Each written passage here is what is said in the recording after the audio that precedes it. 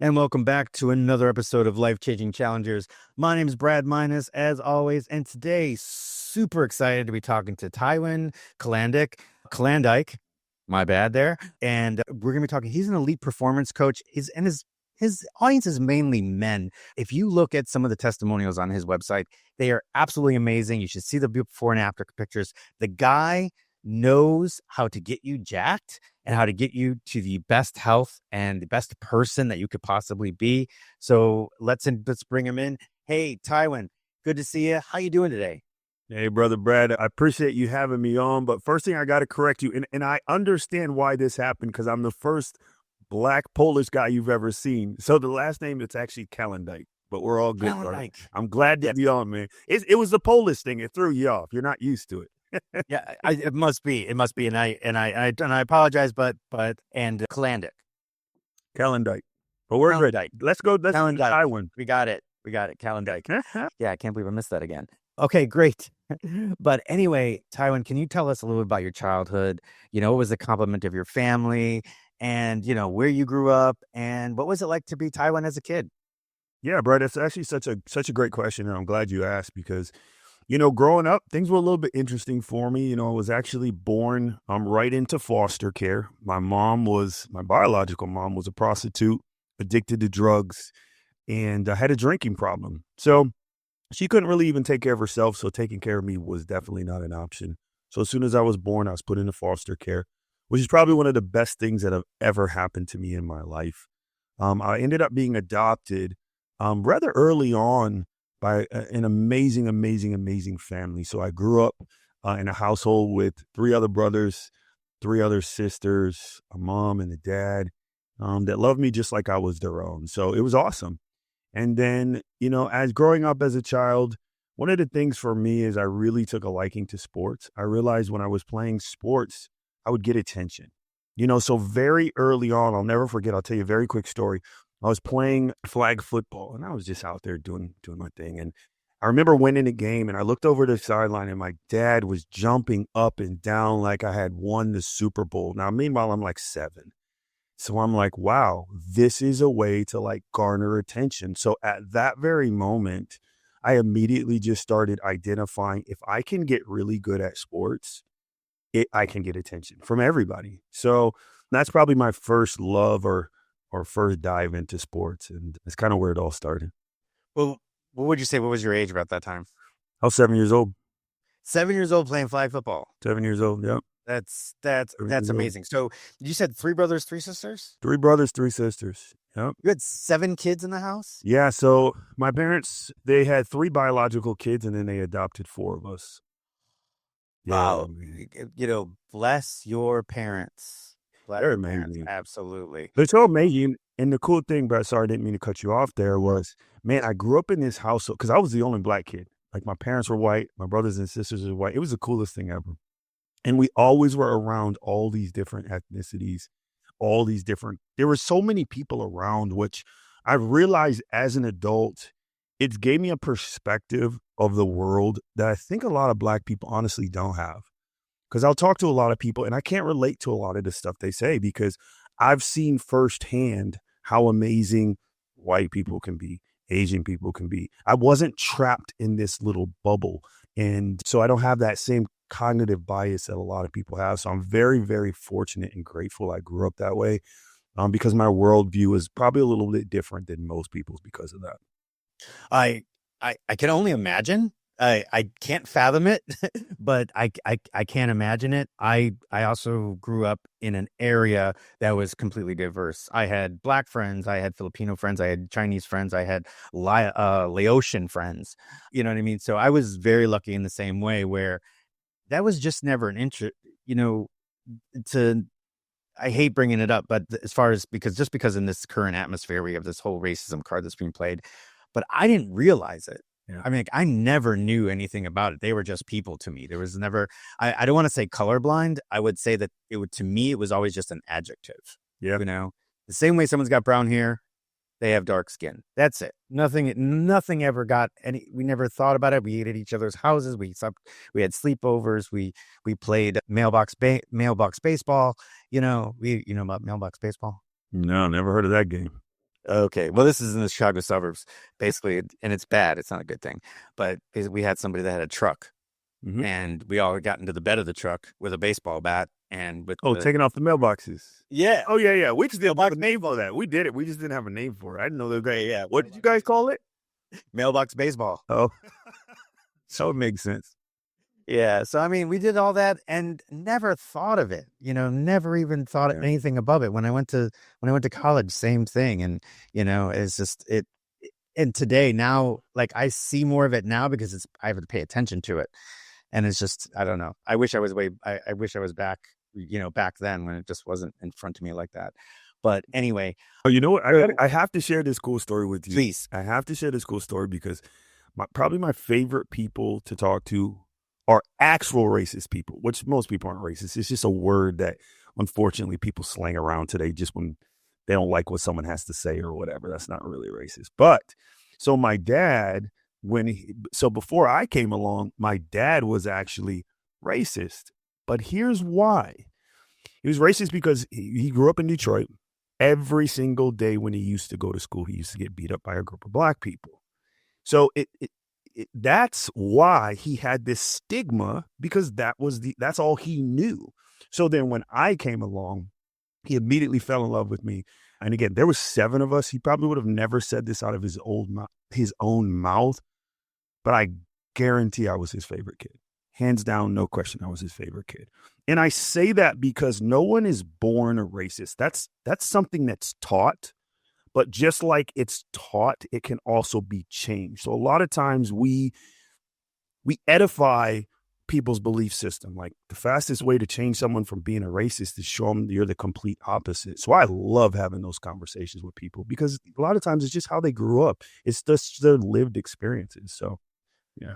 I get it. You know what? My dad to me started being the same way. It seemed like it to me. Yeah. I'll never forget a story he had. And this is also association, right? Now he went to school in a tough neighborhood as well in Chicago, and he started this business, and it was kind of like a showbiz Chuck E. Cheese type of thing. Yeah. It wasn't as elaborate, but he had this big giant game room and a movie theater and and a concession stand and stuff. And a guy came in and started, a few guys would come in every once in a while and cause some trouble. And he finally kicked one of them out. And he's like, "Oh, you don't like me because I'm black. You're just prejudiced." And he goes, "I'm not prejudiced. I hate all you." I'll never forget that. That was the best story ever. Man, I love it. I miss the times when we could just say what we wanted to say and people wouldn't get so offended. Look, it's okay if people disagree with you or think differently. Like that's how it's supposed to be, and that's what makes America America. Like I pray that we can get back to that day when people just honestly say, like, that's the beauty of free speech. It's the beauty of it. You can't censor people. I don't care what their opinion is. When you start censoring people, that's a very, very slippery slope. And so I hope we go back to that. Yeah, no. I totally agree with you. And I think that, I think we're on that path. It's going to take some time, but I think we're finally getting to that point where people are just fed up with the censorship and the idea that, well, if you say one thing, like our comedians should have carte blanche if they're in the middle, of a set, they're telling jokes, they should have carte blanche. It shouldn't be a big deal because a lot of it is really funny. It is. I mean, it's just funny. It is. And it always has been. Yeah. And you just let it happen. And somehow we've, with cancer culture and everything else, we've gotten away from that. But then, you know what? We're not here to talk about that. We can have that conversation in a different podcast, but I want to know more about you. Yeah. So 7 years old, you're playing flag football and you see your pops out there and he's like jumping up and down and he's really excited for you. So you decided to move on with that. Did you play any of the sports or you kind of stick to football? No, I played everything. Every track, basketball, baseball, like, every single sport I played.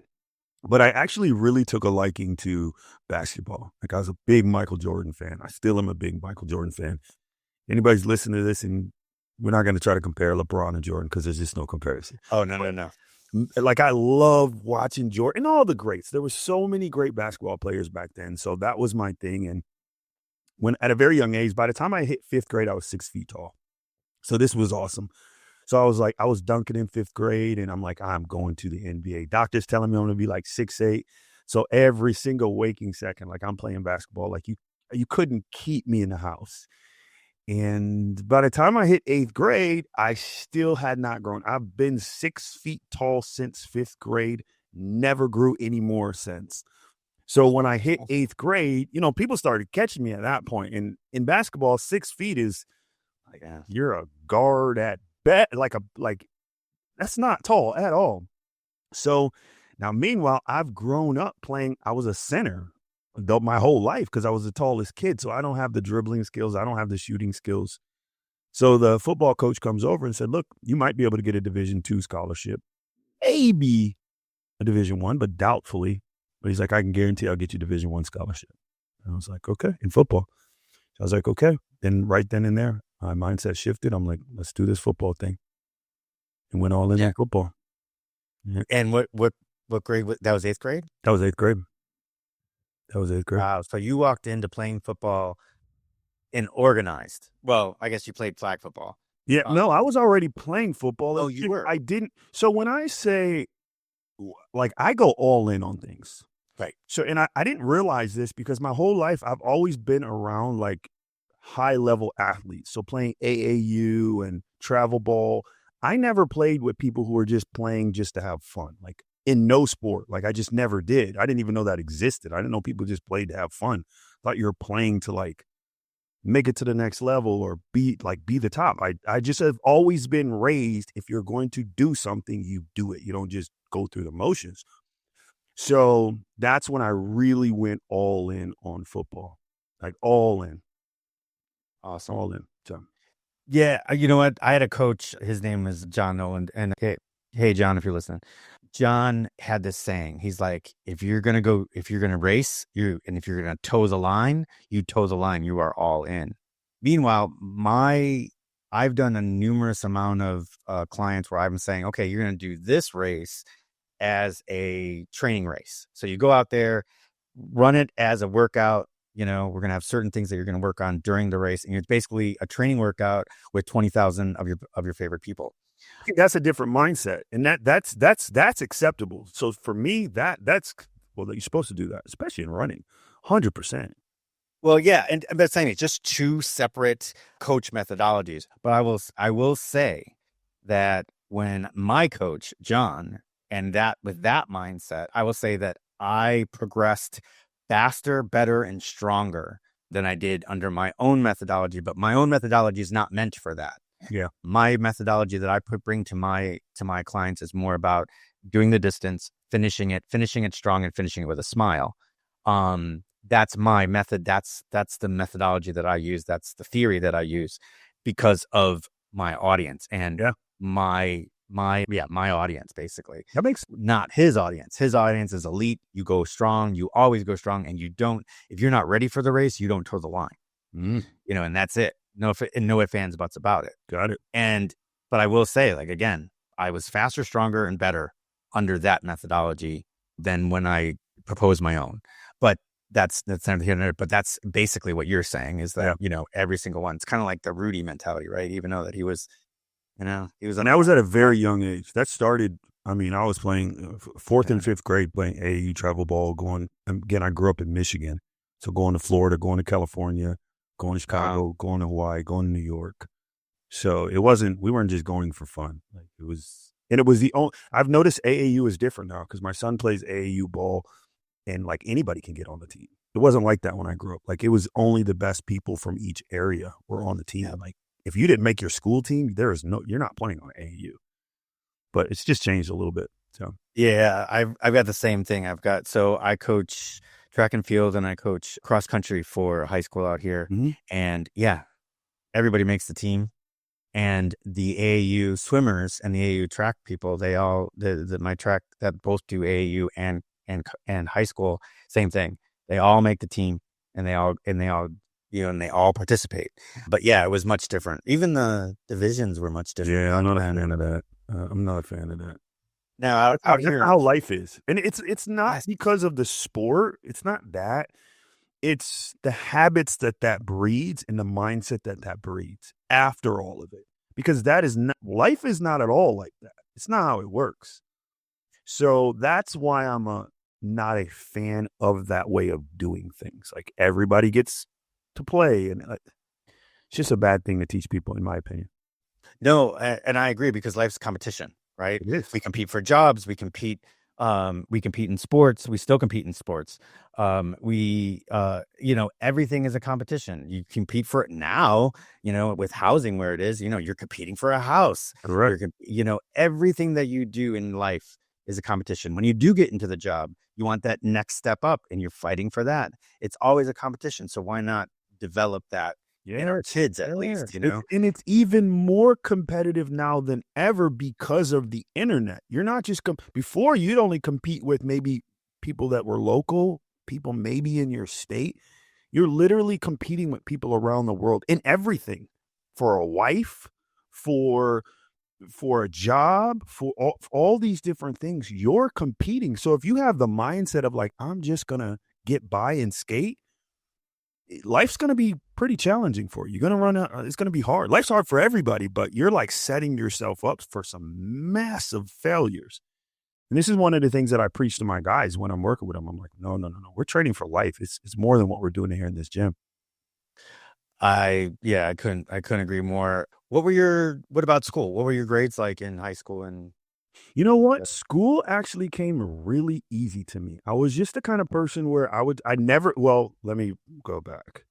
So in school, you have to turn in homework, which to me, homework was stupid. If I can pass the test without doing the homework, why do I need to do the homework? That's just keeping me away from sports.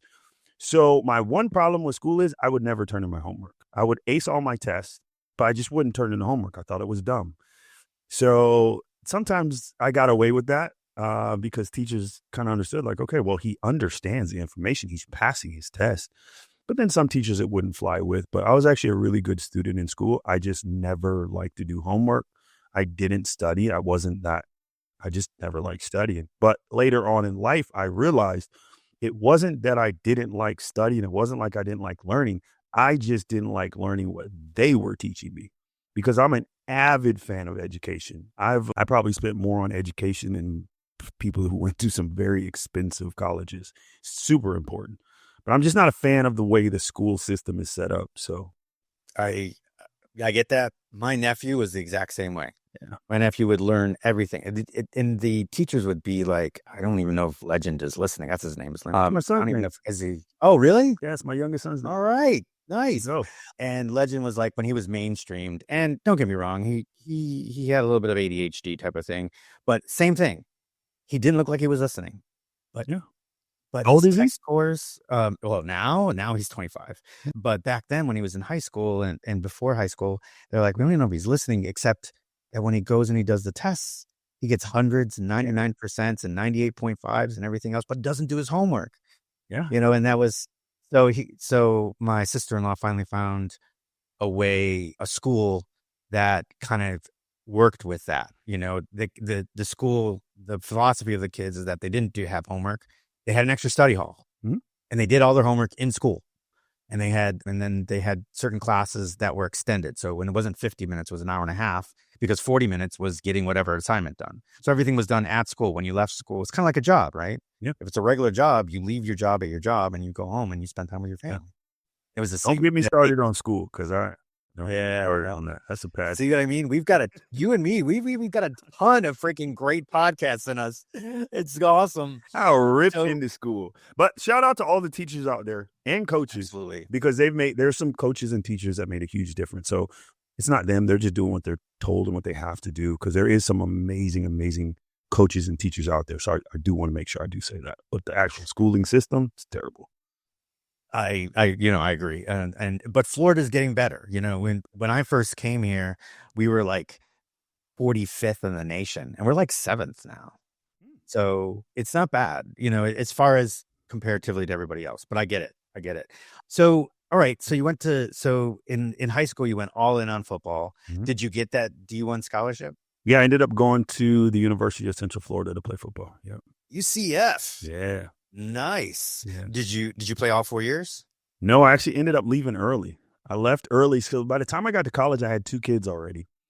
And I ended up leaving early. And again, I'm the kind of person, I'm either all in or I'm not in. And I was in my second year, and sometimes it works out. Well, it always works out good, but sometimes it's maybe the smart thing to do. Sometimes it's not. And I remember I was going into my third year, and I just felt this overwhelm because you can't work when you're a full time college athlete. You can't work. I mean, you're not allowed to. And I was like, man, I have a responsibility to start taking care of my kids, so I can sit here in place. And I think I probably would have had a shot at the league, or I can, start taking care of these kids. And I just made that decision. It started eating me up inside, and I'm like, you know what? I'm done. Lost the love of it. And once you lose the love for something, for at least for me, I refuse to keep doing it. So I walked away from it. A lot of people were highly upset, but it all paid out. Yeah. Yeah. So what'd you end up doing? Oh man, when I first went, I went to like everybody else, you get in the real world, and you find out, wow, this is a little different. I think especially from going from when you've been a high level athlete your whole life, you're used to life being a certain way. I kind of relate it to when I hear people say they get out the military and they got to adapt to, civilian life. It was kind of the same thing. Like, so I get a regular job. First job was at the airport, SkyCap, which I loved. It was great. Got to meet a lot of people. From that, I moved on to selling cars. From that, I went on to selling insurance. From there, I was like, this working for some other people it's just not for me. It's for some people, but it wasn't for me. I don't like people telling me what to do, when I can take a break, when I can go to the bathroom. So I was like, let me figure out this entrepreneurship thing. And that's when the fun really began. Nice. Hey, so just so we could, there's even more, there's even more similarities in the two of us. I did sell cars for about 3 months before I felt like scum of the earth. And I was like, nope, nope. I can't do that. I sold insurance. I sold insurance for a year, and it just happened to be that the product that I was selling, it was Arizona at the time. They were just trying to get started, and they couldn't break into the market, and they ended up leaving the market. And then I spent 9.5 years in the military.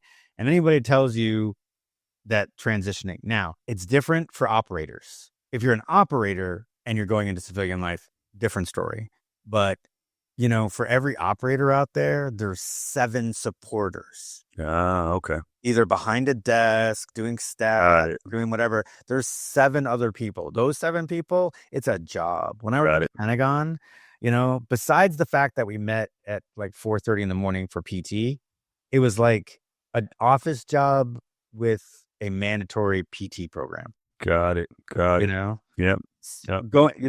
When I got called back in later on, which is how I got to Florida, and then I ended up going across the pond. That was a different story for OEF and OIF. That was completely different. But for my first tour in the military before I ended up separating the first time, that's basically what it was. It literally was. Even in Korea, it was like, get up, go to work, come back, play.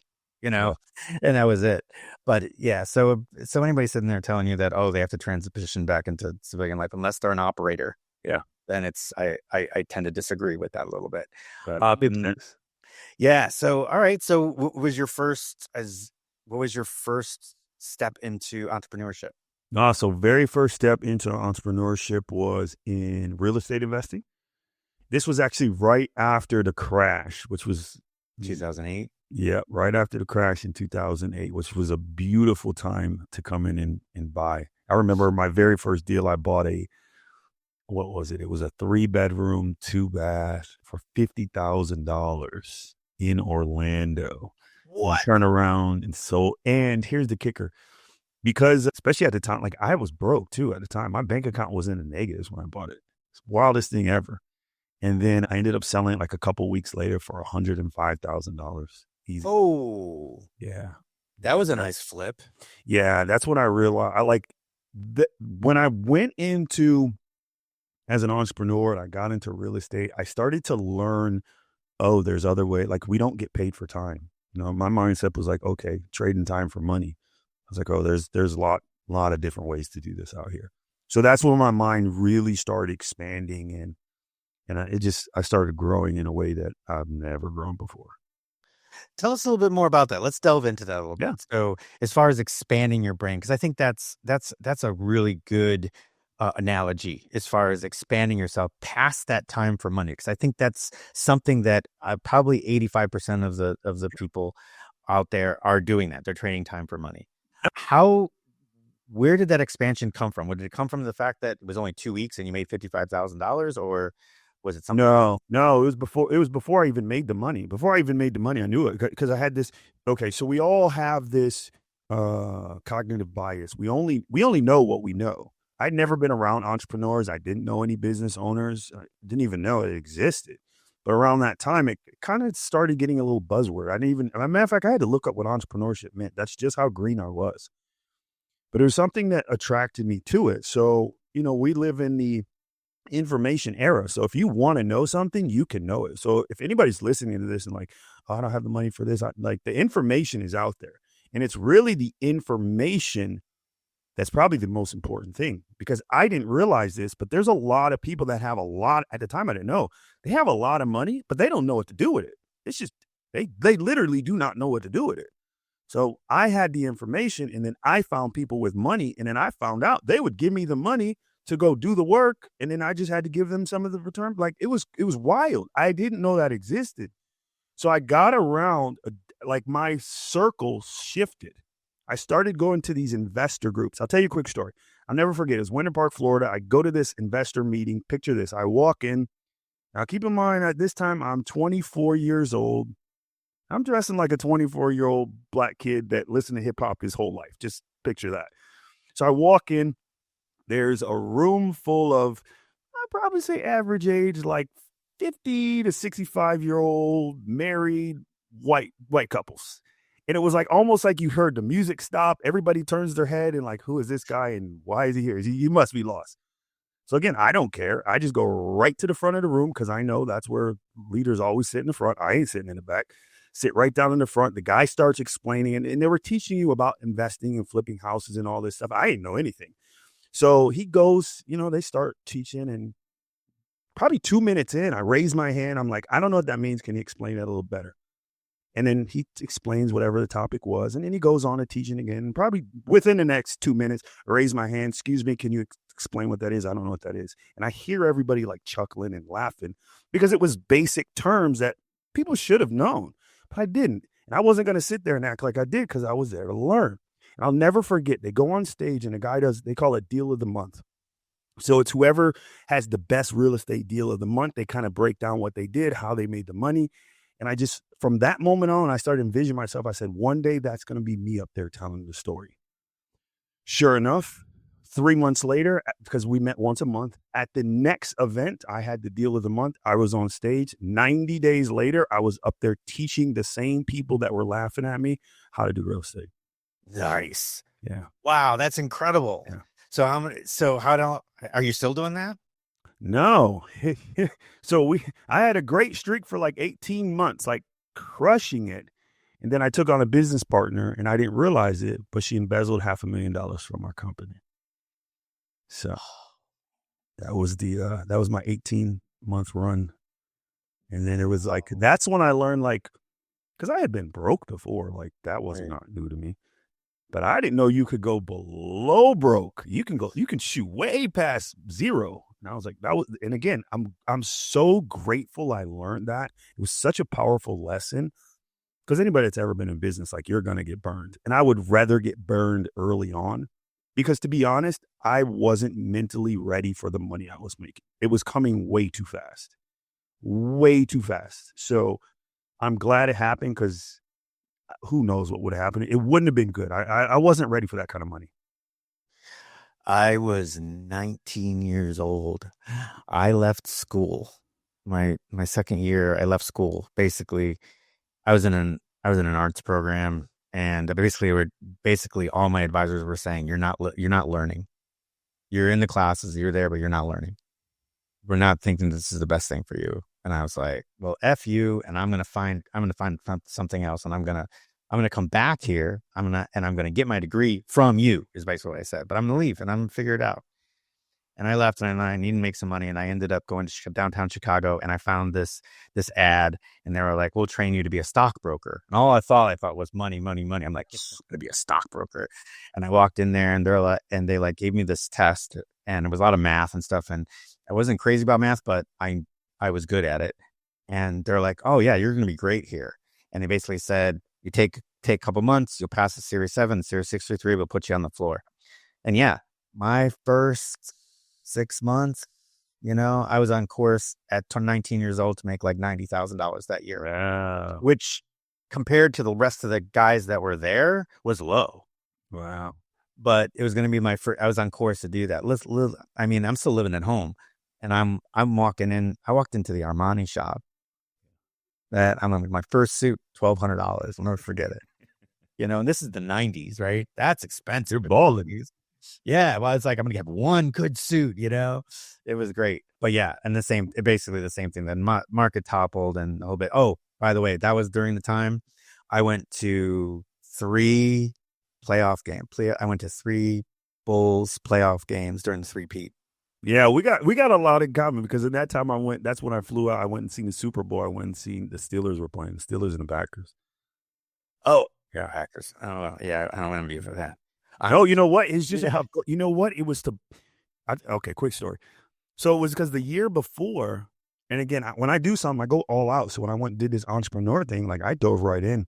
Yeah, I remember my friends called me. It was the Super Bowl time.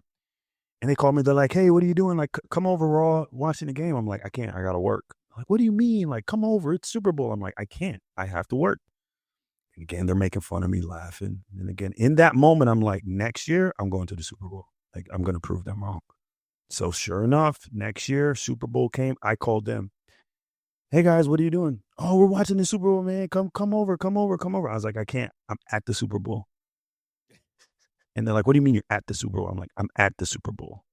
And Look at the camera. I'm waving my hand. it was such a, it was such a great feeling. It was such a great feeling. Yeah. Okay, so I've been to one. I've been to a Super Bowl, and it happened to be the one with Brady and when he was on Tampa. Ooh, that was a good one. Yeah, it was a good one. But that is an amazing experience. I mean, like I've been to football games before, but that was different. You know what was so they had this because I got my ticket from StubHub, and which was an expensive ticket. Yeah. But what I didn't realize when I got there was there's so many people like that's their thing. I was talking to people, they're like, "Oh, this is my 10th Super Bowl. This is my 13th. This is my 7th." And again, you start getting in proximity of people who live a different life. I was in a line to get my tickets, and I'll never forget. There's a guy in front of me. He had his whole family there, his wife, his kids. There's probably like 8 of them. And he goes to get his tickets from the StubHub, like actually pick them up, and they're like, "Sir, these are fake tickets. You bought fake tickets. Like you have bought fake tickets." So I literally seen him right there. He dropped like $40,000 for a new set of tickets. And again, my mind expanded because it was like no problem. He's like, "Okay, well, just what I got to do to get more tickets." And then she told him the price, and it was like, I've never experienced this stuff. So again, you start getting around. This is why I always tell people, get around elite people and whatever, like get around people who have more than you, who are going places that you want to go or doing stuff you can't fathom, because when you start hanging around people like that, it rubs off on you. It forces you to level up. That's why I don't believe in playing average. I think that's the dumbest thing to do in the world. It just doesn't make any sense at least in my brain, it doesn't make sense. Are you going to be the best at everything you do? Probably not. But I guarantee when you get around elite people, it forces you to level up. It forces you to. So, yeah. I get it. Are you a fan of David Goggins by chance? Yeah. He's part of the reason I ran my first ultra. Oh, yeah? He freaking astounds me. Look, because I mean, yeah, when you talk about going to the edge, man, if you read those books, did you read? I'm assuming you read his books. I read his books. I think he needs a warning label on all his stuff, because when when an elite athlete or someone who like is real competitive reads that, they're like, "Oh yeah, I can do that." No, that's not a good idea. Go see Brad. Get you a coach. Because I did exactly what he did, and I ran my first 50-mile race. I trained exactly 29 days for it. Yeah. That was your first one? Was it your first long distance race? Yeah. The only thing I ran before that was a 5K. Yeah. And that was like that was just like the turkey trot or whatever. But someone said, they're like, "Oh, you're not a runner." And I was like, "I'm not a who?" They're like, "You can't run long distance. You're too big." I think at that time I was like 215, 6 foot 215, like pretty solid. Well, very solid. And I'm like, I can do this. So I started looking up marathons because I was like, well, that's long. I didn't know how long it was, but I'm like, I heard that's long. That's what people do. And then while I was looking for a marathon, I started realizing like everybody runs marathons. Like old people run marathons. I'm like, this isn't proving anything. And I stumbled upon ultra marathons. I didn't even know that was a thing. Like I didn't know the human body could physically go that far. I mean, 50 miles is a long way in a car. So I was like, oh, this is a thing. Then that's when David Goggins came, and I was like, oh, I don't, because in my head I'm like, oh, I should probably train. I don't know, maybe how long for this, but listening to David Goggins, I was like, he just went on and did it. I'm like, eh. So I found the nearest race, the soonest one. I live in Florida at the time. It was in Michigan, and when I grew up in Michigan, first of all, it was flat. So I'm like, I'll book that. It was 29 days away. So I started training. Had no idea how to even train for this, how to eat for this, nothing. But again, naive as I am, 29 days later, I show up in Michigan. Lo and behold, it's on a ski resort, which is, I didn't know there's like, it's hilly in parts of Michigan. It was a fun experience. It was Was fun. it a loop? No, it was not a loop. I did not want to do a loop. I did not Yeah. want to do a loop. If you ever decide that you want to pick that up again, actually a loop course is great because you don't need to carry like everything with you, or you don't have to wait for an aid station. Because if you go a loop, then you come back to I don't base know if my brain and could. grab it, and then you count down the loops, and it actually, it's it's not for me either. I'm more like you, but if you ever get to try it, there are definitely some advantages to Oh, it. I'm going to do Counting, it again. There's no way I'm not doing it again, and I will because I will crack yeah, 100. count down the loops. You know what I mean? Like you're like, all right, well, I got 50 loops, whatever, or 40 loops. All right, 39, 38. And you can, as you're counting down, it just gives you a little bit of a mental boost. I only That got will this many to go. Once you get over the halfway mark, you're like, oh, I'm halfway done. This is easy. I can get this. But when you're just going after miles and it's just like, you can't see the end, and it's just like out there, sometimes it plays funny tricks with you. But like, See, again, my brain's the opposite.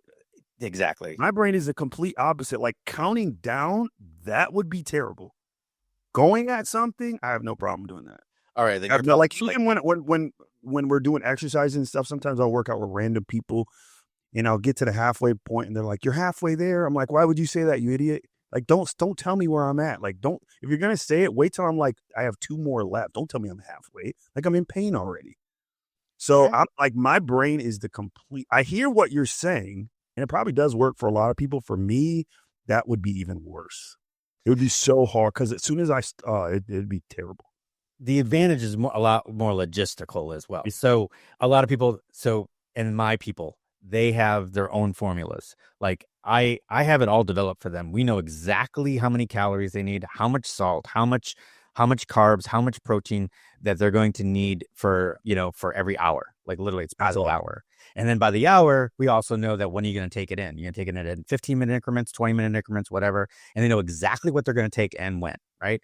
So having the loop, they don't have to carry all that. Yeah. So it's like, okay, they can drop by, they have a crew, pick it up on the way out, and they just keep going. So logistically, sometimes it's better. But I get with you because I don't like loops either. No, that makes sense. I get that, and you'll probably appreciate this. Probably get a good chuckle out of this. So when again, I don't know anything about. I've never ran a marathon, especially in Awesome. I don't know anything about it. So I first get there, and I'm looking. First of all, I am by far the most muscular person there. There's no one that looks anything like me, not even close. So again, my athlete brain kicks in. Like, who are these people? Like, this is going to be easy. This is just how naive I was. Start running. Doing pretty good. And again, I had trained when I was training down here in my practice I had ran a 30 miler. So I was, and I felt good afterwards. And I was like, oh, this is going to be easy. Well, you start adding elevation, things change very quickly. Then I didn't know anything about, oh, you're supposed to eat. Well, I knew you were supposed to eat when you do it because obviously you burn a lot of calories. I didn't understand what kind of stuff you're supposed to eat. I'm like chicken, broccoli, like brown rice. That's my kind of eating we do. I didn't understand. I wasn't thinking like, okay, well, it's going to take, first of all, forever for your body to break this down. So I'm like, they're eating like chips and like gummy bears and like goo and all of this stuff. I'm like, again, I'm naive. I'm like, these idiots, they're eating all this stuff. They have no idea what to do. Oh my, by mile 25, I'm like throwing back thankfully in the running world, everybody's super nice. It's so different because ultras, it's not really competitive. It's just finish. Just finish. And whoever comes in first is just gets as much, like, it's just as important as last. It's kind of a cool concept. So I got people, they're like, drink this. So I'm slamming Coca-Colas. I haven't drunk a Coke in like years. I'm eating like candy. And I felt so much better immediately. I'm like, oh. So that was a good learning lesson. Yeah, welcome to the world of glycogen stores. Yeah. So yeah. Literally, I learned about it like in real time. Yeah, just for your information, I'll just give you a quick little quick little two things. One is we change up the vocabulary, what you eat for recovery, for your normal daily activity, for that is nutrition, right? What you put in your body while you're racing before and after is fuel. So when you change the concept, you change the way your brain thinks. Okay, fuel, carbs, stuff that'll go to your muscles fast, like this. Yeah. Coke goes to your muscles so fast, but it also leaves very fast. Yeah. So you've got to balance it. But that's so when you think about fuel and you're like, okay, you're right. Every day, whatever my normal meal is brown rice, broccoli, and chicken, beef, and sweet potatoes, something like that. That's nutrition. Fuel, goos, gummy bears. Yeah. It's all that stuff that you could eat because it's going right through you and you're utilizing it right away. Yeah. But it is a science, and it definitely is a science to get there. Everybody's different. Well, last thing too, here's another rookie mistake. This is even worse than a rookie mistake. As soon as I was done with the race, I had booked my flight to go back to Florida. So immediately when I'm done with a 50-mile race, I'm like, and it wasn't like first class seats. It wasn't even on a good airline. I'm in this small little seat, just ran 50 miles. I'm cramping. It was terrible. Oh my God. I remember the first time, and this, and I knew about all this stuff, is I did the Chicago Marathon, and then I was meeting my family at Disney World. So literally it was like, get done, go back to the hotel, shower, shave, blah, blah, blah, get to the airport, and then get on one of those like Disney buses from the airport to take you right to the thing. And oh my God, and it was horrible. And I knew this stuff, right? And I even tell my clients, and especially the Disney ones, right? When you're done that day, when you cross the finish line, you are required to spend 2 hours walking around in the parks. It could be slow, it could be monotonous, but basically your structured prescription is you go back to the hotel, shower, nice hot bath, take a quick nap after you eat, blah, blah, blah. But sometime in the next few hours after you're done, go to the parks, walk around for a couple of hours, and then come back. The people that do it and they comply, by Tuesday, they're asking me when they're going to run again. The people that don't are cursing me out on Tuesday, yelling at me, going, they're like, I am dying here. And I'm like, yeah, you got to move that lactic acid out. You know what? See, this is the power of, and this is why I'm big on people hiring coaches, like when you want to do something, because just that nugget you just shared, that makes all the difference. And like when you're with a coach who like specializes in something, you can drop nugget after nugget after nugget after nugget. So it's like kind of jumping in a time machine, right? It's like, I love coaches. I appreciate that. Can you explain more about that analogy of the time machine? Yeah, you're speeding up time. So It's like I get to take. So Brad, how long have you been into endurance running? How long have you done that? It's been not necessarily coached, just participated in it. About 16 years. Okay, so 16 years. So if I hire you as a coach, I get 16 years of trial, error, wins, loses, what works, what doesn't work. And I get to get that downloaded in me every single day, right? I don't have to go through that in 16 years. So what took you 16 years to learn through, I'm sure you spent a lot of money and time and effort and energy, I can pay you a small little fee compared to what you've done. And I can get the benefit of all that. Yeah. I can get the benefit of all that. So like, that's what it's like. It's like stepping in a time machine. So I've learned over time, when I want to do something and I go into a field I don't know, I go hire a coach. I'm not going to waste my time trying to figure things out. I'm going to go hire a coach. That's huge. That's a huge nugget, and I appreciate what you said because I know that the same thing. Like I'm not big in the gym. I want to get there to that point, and yeah, I would hire someone like you totally, especially with your mentality of you going all in, right? You're not stopping. You're going all in, and I know that I'm going to have somebody that's got my back. That's like, hey, what are you doing? Especially here's too though. As we get older, we start to realize, okay, we're not going to live forever. So time is really the greatest commodity. It's a limited resource. Money is not. I used to think it was money. Money's not a limited resource. There's abundance of money. Time is a limited resource. So I don't want to waste time learning, and I would rather condense that time so I can spend it with my beautiful wife. I can spend it with my kids. So when I do go train, it's like Coach Brad tells me, do this, do this, do this. Not only do I know exactly what to do, I'm clear on it. I can focus on that. And when I'm done, I don't have to think about it again until the next time I train. So it allows me to leverage my time. And as like most people probably listen to this, I'm sure probably maybe you're married, maybe you have kids, you probably have careers, other responsibilities. It's all about leveraging your time. Like when I hear people say, I don't have enough time, I tell them, well, then you're screwed because you can't get no more. Everyone on planet Earth has 24 hours a day, 7 days in a week. If you think you don't have enough time, go listen to what Elon Musk accomplishes in a day.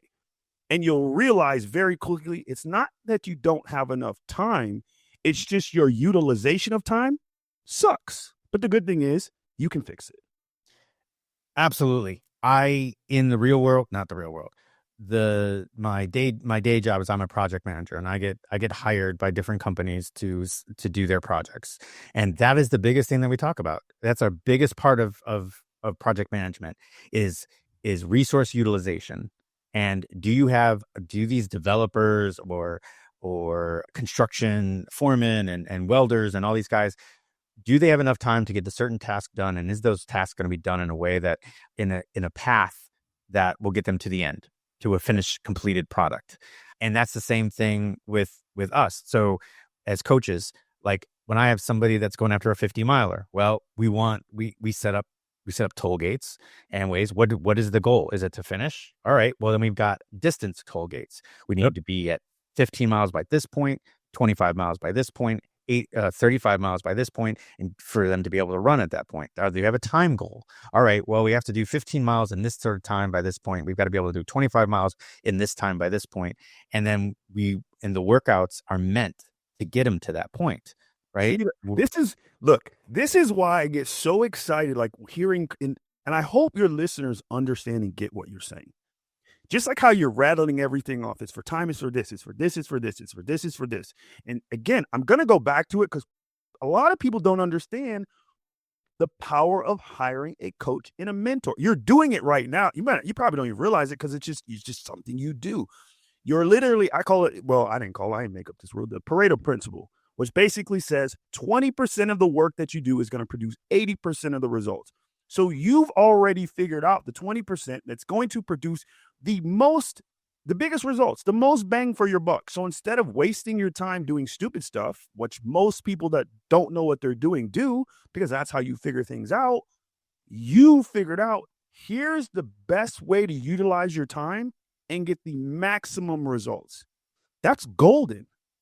That's golden. So I hope the people listening to this catch that and understand, because this applies to your whole life. It applies to your whole life. So this is good stuff. I didn't mean to cut you off, but I got really excited. No, I appreciate it. Let's talk about how you finally jumped into like actually turning the gym into your company.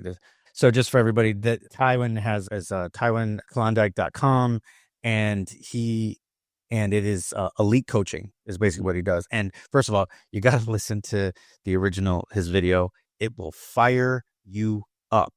It is awesome.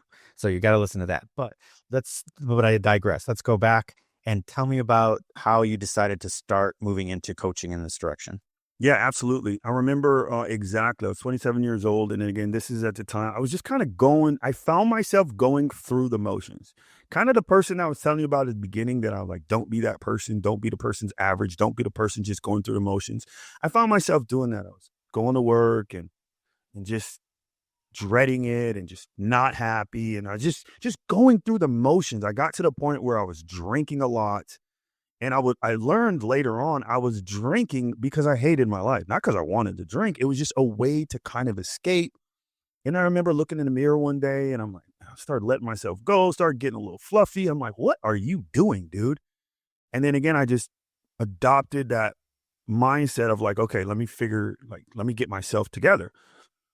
And then people started asking me, like, what are you doing? Like, how did you change? And they just started coming to me. I had no intention on coaching people, but they just came to me. So I was like, all right, well, you just do this. But again, my mindset, I've always been an elite athlete, always trained with an elite athlete. And I realized real quickly, most people don't think like that. Right? They're just at a different level. There's nothing wrong with them. It's not that they can't, but they're missing pieces of the puzzle. So I had to learn how to teach a person that has never been into gym, never worked out, no self-confidence, failed at everything in life when it comes to their fitness, take that person and be able to give them immaculate results. Because my favorite people to work with are everyday normal people. I don't work with elite athletes. To me, that's boring.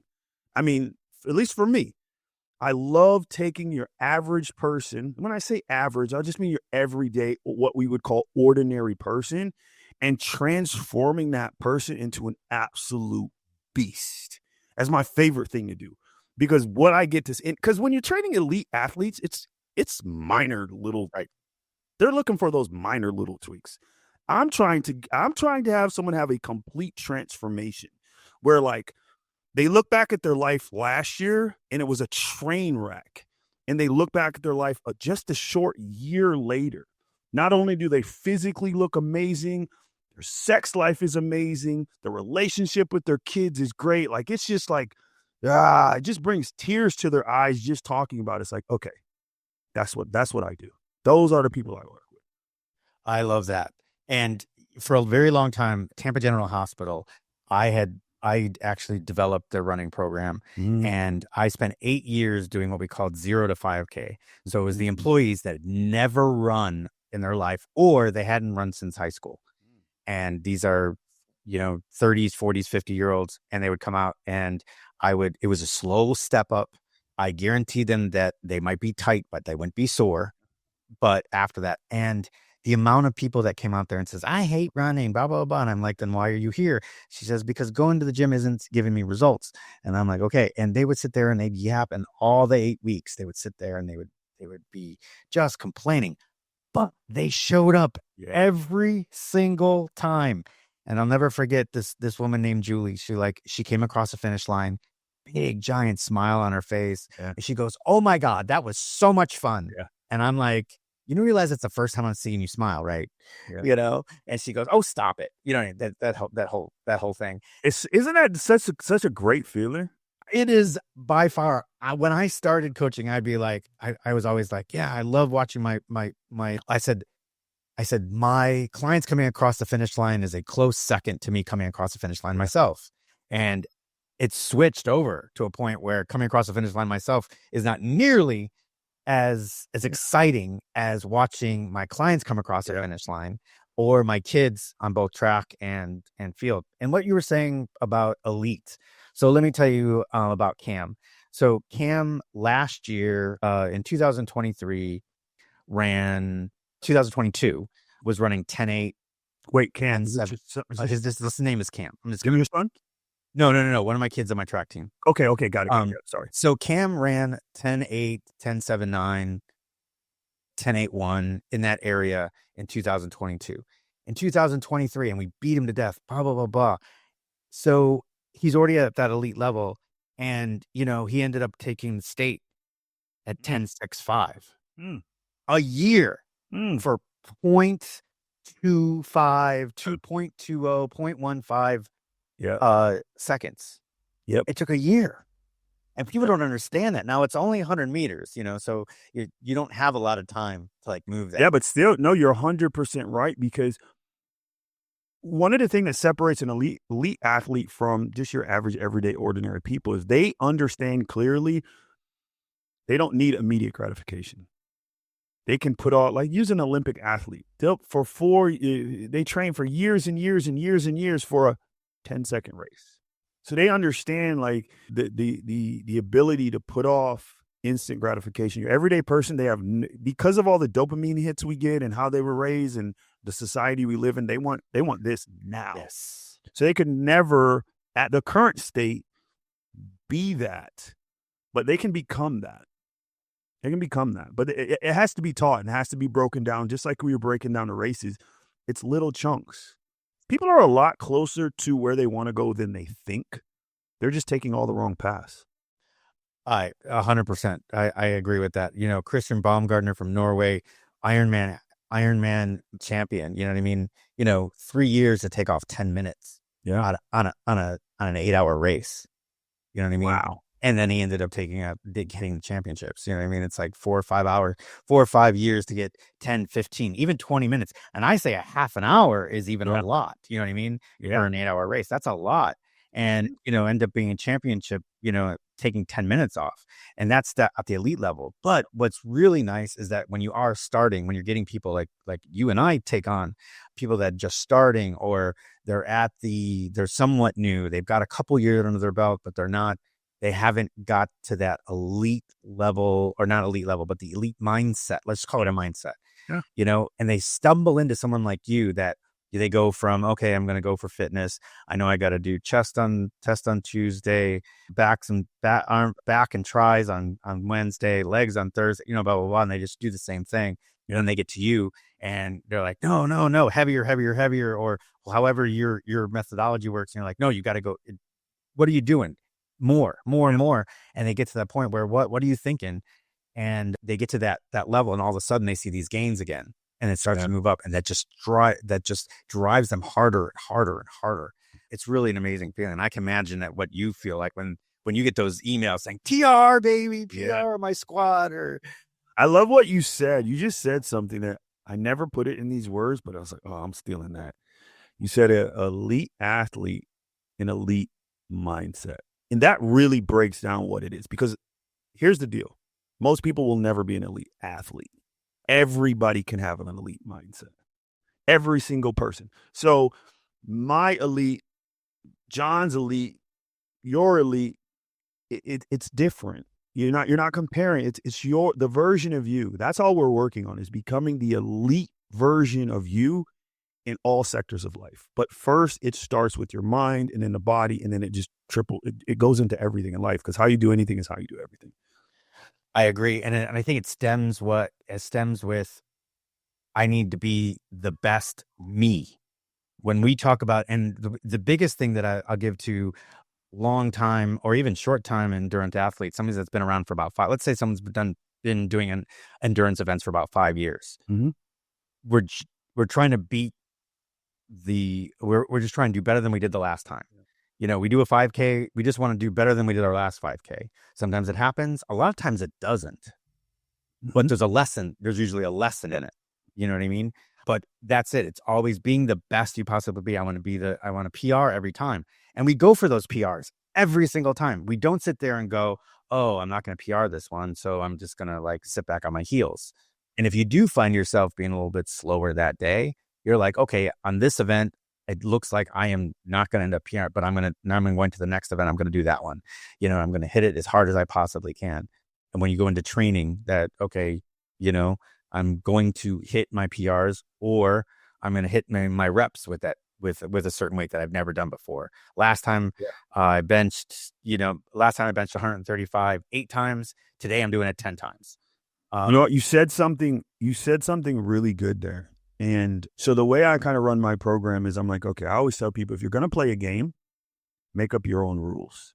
So what I mean by that is, set yourself up for daily wins and multiple daily wins. Because if you're playing the game where the only time you win is to get, let's say, a PR, well, you're not always going to PR, or you're not always going to beat your time. That is a terrible game to play, because you're setting yourself up, because you can't always do that. So what I mean when I say, okay, if you're going to play the game, let's play a game to win. So set your wins, like know your wins. Well, what is a win? I got up on time.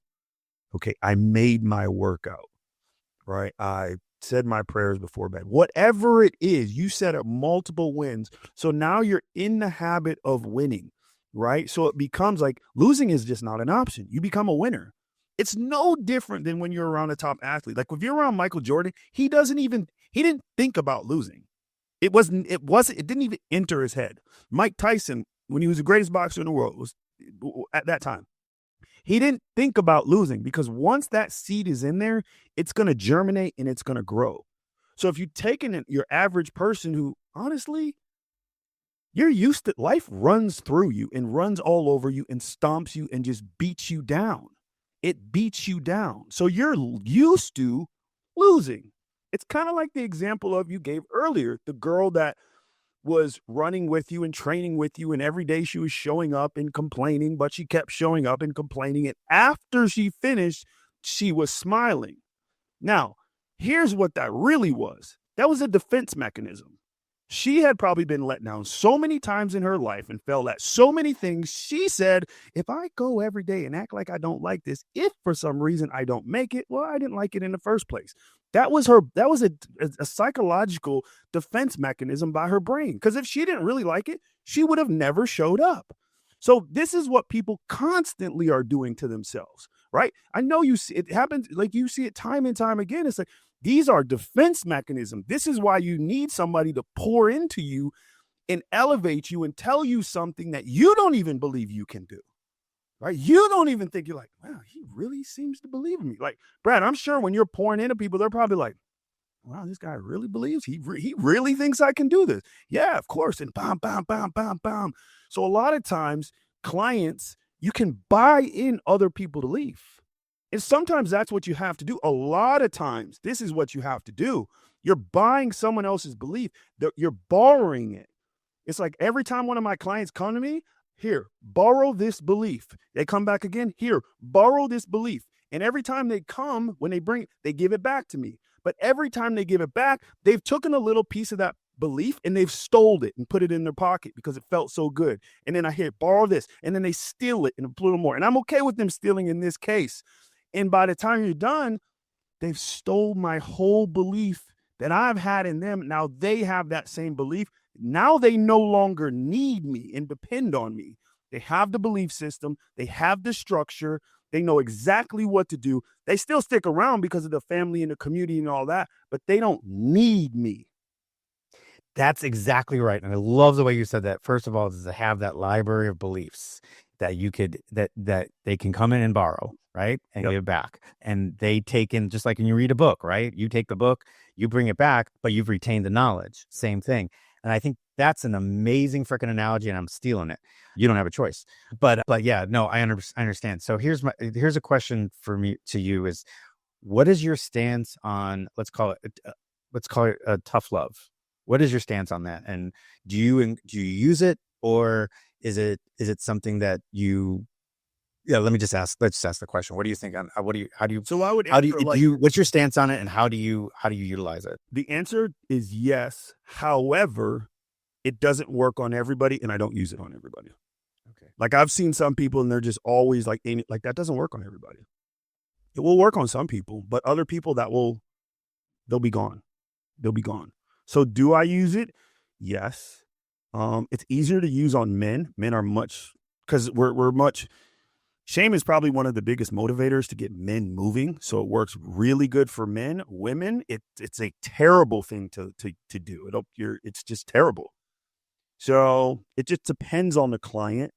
I would say that if it's not to their advantage, I'm not using it. I'm not going to just use it to use it. Like I've seen some coaches, they're just like yelling and screaming and just being alpha. Like I don't need that. I'm confident in myself to not need to do that. So if it doesn't benefit the client, well, let me say it like this. I don't do anything that doesn't benefit my client. Right. So some cases it does. With males, I've found a lot of times it does, but not in all situations. No, it doesn't. Yeah, I agree, and it's also the strength of the mind of the person that you're giving it to. Yeah. And I'll to give you a little quick anecdote. Same coach, John Nolan, like one of the best coaches around, and he does the same thing I do. He's got a roster of private clients, and then he also coaches track and field and high school cross country. But there was the one day that he called me up, and he's like, Brad, he goes, I don't know what's going on. I says, I see all your stats and all your training looks great, but you're not executing. You're not executing. You're getting to the competitions, you're getting to the 70.3s and the triathlons, and you're not executing what you're training. I says, and I don't know. I mean, I don't think that I'm the right coach for you. Basically was this like, because if you're not executing, then I'm not doing my job, and I don't want to be known as the coach that's not doing their job. He says, I'm better than that. So I don't know what you're doing. Now that's not like him saying, oh, you better do it, blah, blah, blah. Yeah. What's wrong with you, blah, blah, blah. Now it was tough love in a different way. Yep. And the very next 70.3, I PR'd by like 45 minutes. It was ridiculous. Yeah, because you didn't want to let him down. Yeah. Like you felt he like I don't know if he intentionally used reverse psychology on you, but that's really what it was. It was like, all right, well, so now you're like, well, I don't want to let my coach down. Like it's not his fault. So it was like, boom. And that's what good coaches do.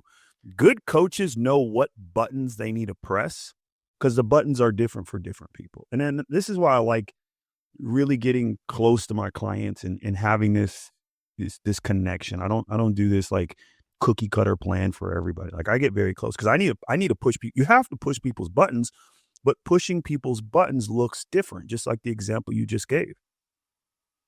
Yeah, exactly. So for me, it's like every single time that my clients are competing, I'm on a tracker, and you've probably seen it. Like you can get on a tracker and you can watch them, and you're like watching them come across, and you're hitting the things, and then I usually end up with, "Hey, great job today. It didn't happen the way you wanted it to, but it looks like you had this split was right and this split was good. Maybe we could have done something better here. How did you feel?" And I started asking questions. The ones that are obviously I'm going crazy when they PR. Yeah. I'm nuts. And just like your dad was back then, I don't have kids. So these is the closest thing I've got to kids. Yeah. And when they're PRing, I am all smiles. I am like, and people will think I'm nuts because I'll be sitting in the freaking, somewhere in a store or at Starbucks or something. And all of a sudden I'll be looking at the tracker and it'll pop up and I'll be like, yes. Yeah. And people look at me like, oh, sorry. Yeah. And they absolutely think I'm nuts. But then there's the people that I'm like, okay, what happened? You know what I mean? And I don't know if they're expecting me to say, well, good job, blah, blah, blah. And I'm like, no, what happened? This is not the plan. What happened? You know what I mean? Yeah. And then they'll come up with something. We'll talk, okay, well, this tells us what we need to work on. So I totally agree with that. There's some people you can't sit there and go, you didn't do what was planned. We had a plan. Why didn't you execute? There's certain people I can talk to like that. I think one of the things I tell my clients up front is because I like to be very, well, I just tell the truth. Not always, but ever since I got saved, I'm like, I'm just always going to tell the truth. And I tell people, look, I'm not nice. And they kind of like, I'm not nice. I'm kind, but I'm not nice. Because nice, I can tell you something that's not truth. I can tell you something that's a lie. That's being nice. Oh, your hair looks great. Meanwhile, no, it looks terrible. Oh, that dress looks good, or oh, you're not fat, or whatever. That's being nice. I'm kind, but I'm not nice. My job, not just as a coach, but as a person, is to push people to be their best. That's what a good friend does. A good friend doesn't lie. A good friend tells you the truth, even when it hurts, even when it's something that they know you're not going to like. I tell people up front, I'm not nice. I'm kind. I'll always be kind. But it doesn't mean I'm nice. There's going to be times where you're probably not going to like me. But I guarantee you're going to look back and be like, man, you were right. Thank you. Thank you for just telling me like it is. I've never had a client not say that. No, those juicy sweatpants don't make your butt look big. No, not at all. You look skinny. I understand. Nobody should be wearing those juicy sweatpants. And it's a privilege, not a right. That's horrible. But anyway, yeah, wow. So we've covered a lot. There's been a lot of stuff going on here between elite beliefs, between some great coaching nuggets, the way to talk to people. This has been amazing. So let me just reiterate. So in the show notes, I'm going to make sure that we have your website. Yeah. Which I think probably the best place for people to find me is on Instagram. That's probably where I get the most value. So you can find me at Tywin Kalandyk. And then I promise I'm going to start making more YouTube comments or content, I should say. That's probably the best place to find me is Instagram. That's where you're going to probably get the most value. The next second best thing is YouTube. Yeah. Tywin Kalandyk at Tywin Kalandyk. Yep. And he's also got a Facebook page, Yep. and it's a lot of it's duplicated, which is what you're Yep. supposed to do. So whichever is yours of choice. And you do have to take a look at this because he does some great stuff, and you get to see his beautiful, beautiful family that he has. Thank you. So you need to take a look at that. And you know what? Your wife's arms look jacked too. Yeah, my wife is a savage. Yeah. Oh, she's a savage. She's an absolute savage. Well, the two of you probably are like that. I can't even imagine you two in the gym together. Like, Yeah, we're savage. that's awesome. Her mindset is like exactly the same. Like she's super competitive. It's awesome. I love it. And then Tywin Kalandyk, sorry. Yeah. Kalandyk.com, and you need to go into, and then there's and I'll put it in there, but there's this, he's got another one of your, I gotta remember where it is, but I'm gonna go to that one. He's got a landing page that's got his video on it, and you got to listen to this video. It's just him talking, and it is so down to earth and real. And if it doesn't inspire you, he's not the right coach for you.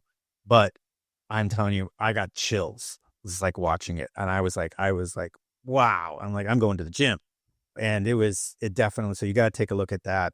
But and then I'm actually going to shoot Brad. I'm going to shoot you over a link. I actually just got done recording a training where I break down my whole system. I just give everything away for free.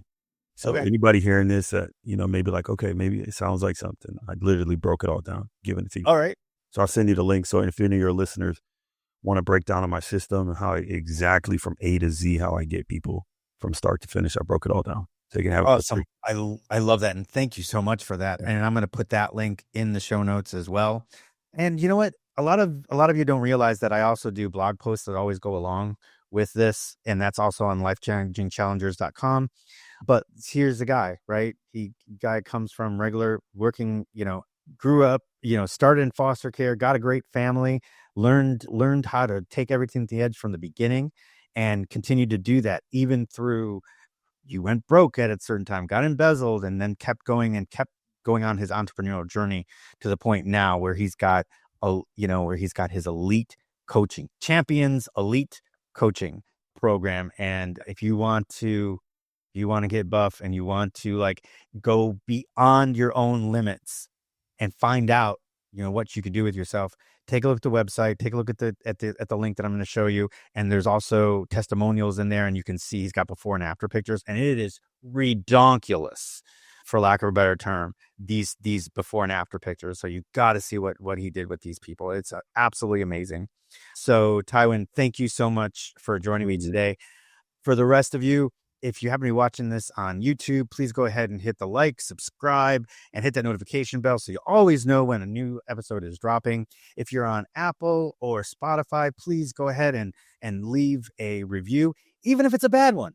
If you've got something that's constructive criticism, please let me know, because I can always make it better. I'm always looking to strive to make the podcast better, and you can help.